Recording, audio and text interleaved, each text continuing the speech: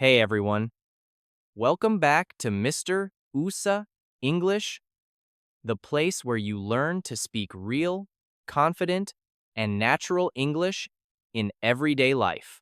Hi, guys! We're so happy you're here. Today's episode is one of my favorites. We're diving into something super practical. Unlock English confidence. Role play scenarios. That's right, we're not just talking about grammar or vocabulary today, we're putting you into real situations, the kind that native speakers face every day. So, if you've ever felt nervous speaking English in real life, don't worry. By the end of this episode, you'll feel ready to speak naturally, confidently, and without fear. Let's start with something simple, ordering coffee. Sure, Oliver. Imagine you walk into a cafe, the smell of coffee, the soft music, and now you have to order. Here's how you can sound confident. Notice that could I get is much more polite and natural than saying, give me a coffee. Right. So try. Hi there. Could I get a small cappuccino, please?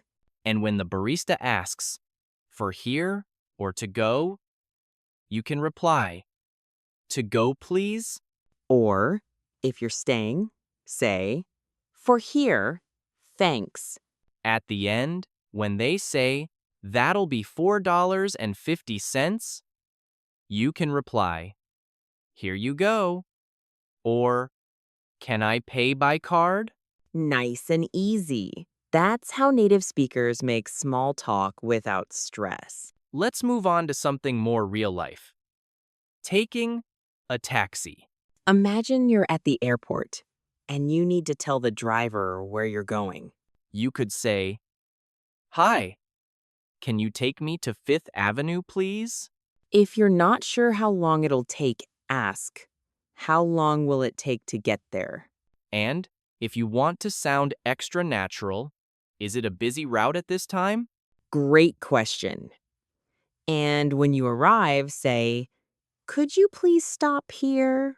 Or, this is fine, thanks. And don't forget to thank the driver. Thanks for the ride. Have a great day. Small gestures like that make you sound warm and polite, just like a native. Let's move to the workplace small talk with colleagues. Oh, yes. This one's really useful. Many learners say they can write emails but struggle with casual conversations. Exactly. So, if you see a coworker in the break room, instead of staying quiet, you can start with, hey, how's your day going? Or, how was your weekend? Both are friendly and natural openers. If they ask you back, don't just say fine. Try expanding a little. Pretty good. I went hiking on Sunday. That's a great way to keep the conversation going. You can ask, how about you? Or, did you do anything fun? The trick is, don't overthink it. Be curious, relaxed, and positive. Confidence in English grows through these small moments, not just big speeches. Now, picture yourself shopping. You're in a store, and you want to find something. You could say, excuse me, do you have this in a larger size? Or, could I try this on, please? That's what we say when we want to go to the fitting room. And if you're unsure about color, ask, do you have this in blue? If the salesperson compliments you, that looks great on you. You can reply, thanks. I really like the fit. And when you're ready to pay, you can say, I'll take it, please. Remember, polite tone equals confident English. Let's talk about meeting people maybe at a party or a conference. Yes. So many learners freeze up when meeting new people in English. Start with something light. Hi, I'm Oliver. Nice to meet you. The other person might say, nice to meet you too. Where are you from? You can answer, I'm from Chicago, but I live in New York now. Then ask something back. How about you? Or what brings you here? That back and forth rhythm keeps the talk natural. And if you forget a word, don't panic.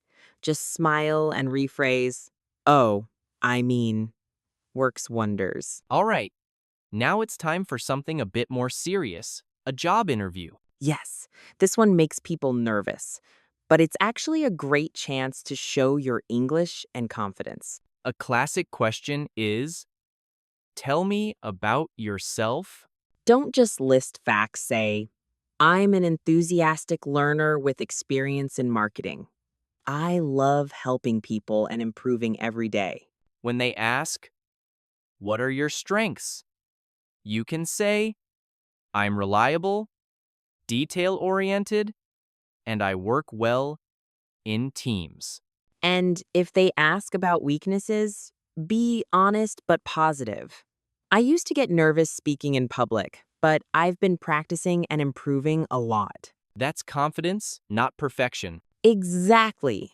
Confidence is showing progress, not pretending to be perfect. Everyone gets stuck sometimes, and asking for help politely is key. Instead of saying, I don't understand, try. Could you please explain that again? Or, I'm not sure I got that. Could you repeat it? Those phrases sound confident, not unsure. And if you need help in a store, you can say, excuse me, could you help me find this product? Remember, tone, facial expression, and eye contact all boost confidence in English. Let's practice compliments. Yes, it's a great way to connect. If someone says, your English is great, say, thank you. I've been practicing a lot.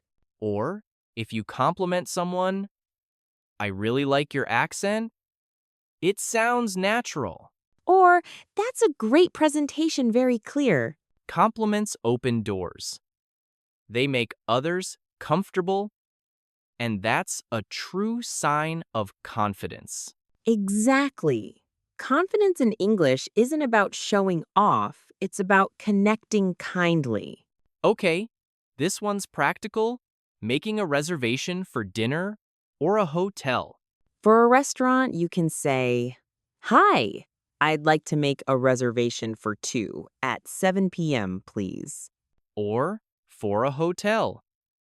I'd like to book a room for 3 nights. If you want to ask for something extra, could I get a room with a view, please? And if they ask for your name, sure, it's Oliver Smith. That's Oliver. Spelling names clearly is part of sounding professional and polite. Our last scenario for today, visiting the doctor. Many learners worry about this because medical English can be tricky. You can start with, hi, I have an appointment at 10 a.m. Or if it's urgent, I'd like to see a doctor. I'm not feeling well. When describing symptoms, say, I've had a headache since yesterday. Or I feel dizzy, or I've been coughing a lot. The key is clear, calm sentences. That's confidence. Confidence doesn't mean fast, it means clear, polite, and positive. Wow, that was a lot of great practice today. Yes, and this is just part one. In the next part, we'll do deeper, emotional, and real life role plays that test your listening and response skills. Remember, practice these out loud. The more you role play, the more fluent you'll sound. And as always, like, comment, share, and subscribe to Mr. USA English. We're here to make you fluent, confident, and proud of your English every single day. Welcome back, everyone. This is part 2 of Unlock English Confidence. Role play scenarios. If you haven't watched part 1 yet, check it out. First, it's full of everyday English you can use right away. That's right. In this episode, we're going a little deeper. We'll explore emotional and challenging situations, the kind that truly test your confidence. Let's start with one of the hardest things for learners making a mistake at work. Yes, everyone makes mistakes, but the way you handle them can show real confidence. Imagine you've sent the wrong file to your boss. You could say, I'm really sorry about the mix-up. I've corrected it and sent the right version now. Notice how polite and direct that is. No excuses, just honesty and action. Or if it's a small mistake, say, I realized I made an error earlier. I've fixed it already. That shows responsibility, a very natural and confident English attitude. Many learners say, I can't express my feelings in English. Let's fix that. Yes. Here are a few emotional phrases. Instead of saying, I'm sad, you could say, I'm feeling a bit down today. Or instead of, I'm happy, try, I'm really excited about this. And when you want to comfort someone, say, don't worry, things will get better. Emotional fluency is just as important as grammar. It's what makes your English feel human. Confidence grows when you talk about your dreams clearly. Exactly. Let's say someone asks, what are your goals for this year? You could say, I want to improve my English so I can travel more confidently. Or, I'd love to work in an international company where I can use English every day. Sharing your dreams in English helps you believe in them even more. And when you say it out loud, you start owning your goals. That's real power. Okay, time for a tough one when you disagree with someone politely. Yes, this happens in meetings, friendships, even family talks. Instead of saying, you're wrong, try. I see your point, but I think there's another way to look at it. Or, that's interesting.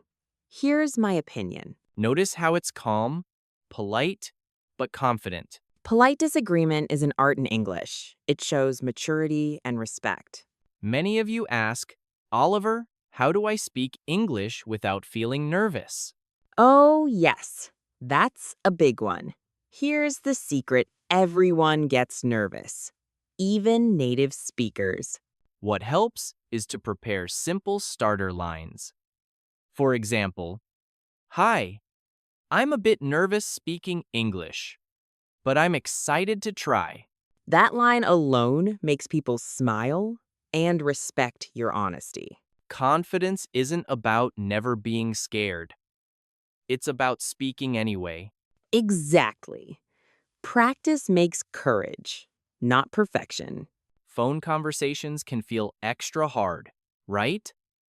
No gestures, no eye contact, True. Let's make it easier. When answering, say, Good morning. This is Emma speaking. and if you don't understand, don't panic. Say, could you repeat that, please? Or, Sorry, the line isn't clear. Can you say that again? When ending the call, thanks for your time. Have a great day. Tone and politeness carry your confidence through the phone. Picture this, you're in a new city, lost, and need help. Don't worry. Just walk up and say, Excuse me, could you tell me how to get to the train station? Or, is it far from here? Short? Clear? Friendly? And when someone helps you, say, Thanks so much. You've been really kind. A confident learner isn't afraid to ask for help. And that's how real conversations start, with curiosity and kindness. Here's something we rarely talk about: self-talk in English. Oh, I love this part. How you talk to yourself matters. Say, I'm improving every day. Or, I'm getting better at expressing myself.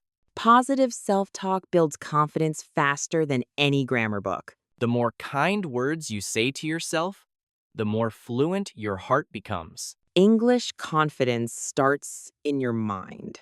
Feedback can feel scary, but it's a gift. Absolutely. If someone corrects you, don't say, sorry. Say, thanks for the correction. Or, I didn't know that that's helpful. That response instantly makes you look confident and humble. Native speakers love when learners show curiosity, not fear. Learning English is like building a muscle. Feedback makes it stronger. Let's wrap up with how to end conversations politely. Instead of awkward silence, try, "It was great talking to you." Or, I'll see you around, take care. You can also say, "Let's catch up again soon." Ending well leaves a lasting impression. That's fluent communication. Remember, confidence isn't about talking more, it's about finishing with grace. That brings us to the end of this confidence-packed session. Wow, we've covered 20 real-life role-play scenarios. Each one helps you sound more fluent, natural, and relaxed in English. Practice them out loud, record yourself, and play them again. That's how you grow. And if you found this helpful, please like, comment, share, and subscribe to Mr. USA English. Because every conversation you have brings you one step closer to fluency. Exactly. Speak with heart, learn with joy, and remember, your voice matters. Until next time, keep practicing and unlocking your English confidence. See you soon, learners, and keep shining with Mr. USA English.